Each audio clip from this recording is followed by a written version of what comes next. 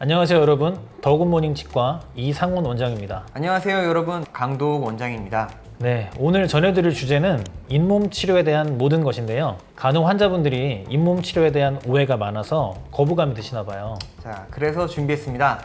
잇몸 치료가 무엇인지, 그에 관련해서 오해가 또 무엇이 있는지 전부 알아보도록 하겠습니다.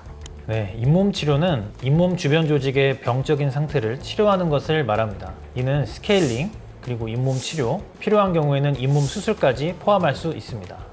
자, 이 자료를 보시면은 잇몸 질환이 얼마나 흔하고 또 비율이 많은지 아시겠죠? 그래서 특히 대한민국 성인의 80에서 한 90% 정도는 경험하는 것으로 알려져 있습니다. 주로 특히 30대 이상에서 더 많이 발견됩니다. 환자분들이 겪는 잇몸 질환을 진행 단계별로 설명을 드려보겠습니다. 먼저 0단계는 건강한 잇몸으로 잇몸이 선홍색을 띠고 단단하며 입술질 할 때도 출혈이 전혀 없는 상태입니다. 이는 잇몸 질환이 전혀 발생하지 않는 정상 상태를 말합니다. 그 다음 1단계 치은염 단계에서는 연조직이 붉어지고 부어오르며 입술질 할 때 출혈이 일어날 수가 있습니다. 이는 이미 잇몸에 염증 반응이 시작된 단계로 아직 치주 조직이나 뼈에는 손상이 없는 단계입니다. 다음 단계인 초기 치주염 단계에서는 염증이 심화돼서 잇몸 뼈까지 영향을 미치기 시작합니다. 이 단계에서는 치석 형성과 더불어 잇몸 라인 아래의 뿌리 주변에서 염증이 발생하며 치아의 지지 구조까지 악화가 될 수 있습니다. 마지막으로 3단계인 만성 치주염에서는 잇몸이 심하게 부어오르고 또 출혈까지 자주 발생하게 됩니다. 또한 음식을 씹는데 어려움을 겪을 수 있으며 이가 흔들리거나 뿌리가 드러나는 일이 생깁니다. 이는 잇몸 질환의 매우 심각한 단계로 적절한 치료가 필요한 단계라고 할 수 있겠습니다. 잇몸 질환의 공통 증상으로는 보통 잇몸에서 피가 나거나 또 부어 있거나 또 통증이 있거나 특히 치아가 이렇게 흔들린다든지 다양하게 여러 증상들이 있는데, 이런 증상들이 계속 나타나면 얼른 치과를 방문하는 게 좋습니다. 잇몸 질환은 대개 입안에 존재하는 세균이 음식물 찌꺼기와 결합해서 치태라는 것을 형성하면서 시작이 됩니다. 이 치태는 치아와 잇몸에 달라붙어 잇몸에 염증을 일으키는 주요 원인이 됩니다. 치태가 제때 제거되지 않으면 경화 과정을 거쳐서 치석을 형성하게 됩니다. 치석은 더 많은 치태 축적을 촉진해 잇몸 질환의 진행을 더욱 빠르게 만듭니다.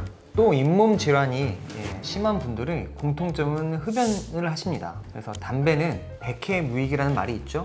담배 연기에 들어있는 독소가 잇몸의 치유 과정을 방해하고 또 염증을 더 증가시키는 역할을 합니다. 잇몸 질환은 물론 치과 치료를 받으시면 담배는 최대한 줄이시는 게 좋습니다. 잇몸 치료는 잘 모르셔도 스케일링은 다 아시죠? 스케일링이란 주로 잇몸 위쪽에 쌓인 치태와 치석을 제거하는 치료를 말합니다. 이는 잇몸 질환의 기본적인 치료로서 모든 환자분들에게 가장 먼저 시작을 하는 치료가 됩니다. 가끔 몇몇 환자분들이 스케일링이나 잇몸 치료 자체를 거부감을 느끼시는 경우가 있는데, 예를 들면 하고 나서 너무 시려요, 또는 이가 깎이는 거 아니에요? 잇몸에 구멍이 뚫리는 거 아니에요? 이런 말씀을 많이 하시는데요. 스케일링은 초음파 진동을 주어서 치석을 떨어뜨리는 기구이기 때문에 치아가 닿더라도 치아가 삭제되거나 하는 경우는 거의 없습니다. 그래서 이런 부분에 대해서 오해가 생기시지 않도록 저희가 충분히 설명을 드리고 그 다음 진행을 하고 있습니다. 물론 스케일링 과정에서 피가 어느 정도 나는 경우가 꽤 있는데요. 우리가 구강 내에 붙어있는 치석이 정상적으로 떨어지는 과정, 탈락하는 과정에서 어느 정도 생기는 출혈은 어쩔 수 없이 생기는 현상이고요.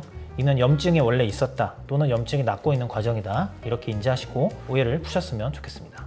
자, 이제 제가 설명드릴 거는 스케일링보다 조금 더 심화된 잇몸 치료에 대해서 설명드리겠습니다.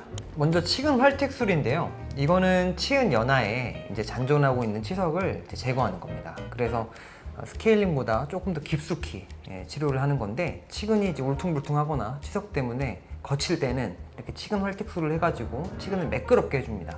그럼 이제 잇몸이 치아를 잘 지탱할 수 있도록 해주는 치료 방법이라고 볼 수 있습니다.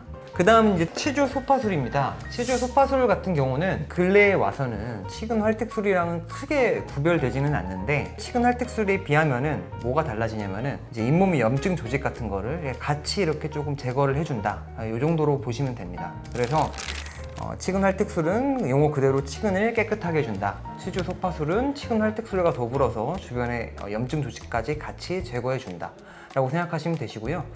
이거는 주로 만성 치주염에서 중기 말기 환자들에게 보통 시행하게 됩니다. 그래서 치근 활택술을 하고 나서 치주 소파술을 추가하는 경우도 있고요. 대부분 이 두 개념을 같이 섞어서 써줍니다. 그러면 잇몸 질환이 생기지 않게 예방을 하거나 또는 잇몸 치료하고 나서 어떻게 관리를 해야 될까요? 첫 번째로 평소의 생활 습관을 개선하는 것이 필요합니다. 이 생활 습관이라는 것은 당연히 양치질을 잘 해주시는 건데요. 하루에 최소 2번 각각 2분 이상 칫솔질을 하는 것을 미국 치과의사회에서 권고하고 있습니다. 치태가 쌓일 틈을 주지 않게 칫솔모와 치아의 잇몸의 모든 면을 꼼꼼하게 닦는 것이 가장 중요합니다. 더불어서 치실과 치간 칫솔 그리고 버터피까지 덤으로 함께 사용해 주시면 더 좋은 잇몸 질환 예방 효과를 보실 수가 있겠습니다. 그리고 또 중요한 게 6개월에 한 번 정도는 치과를 좀 방문해가지고 그 다음에 검진이랑 스케일링을 받는 것이 좋습니다. 이렇게 해야지 초기에 문제를 좀 발견할 수 있고요.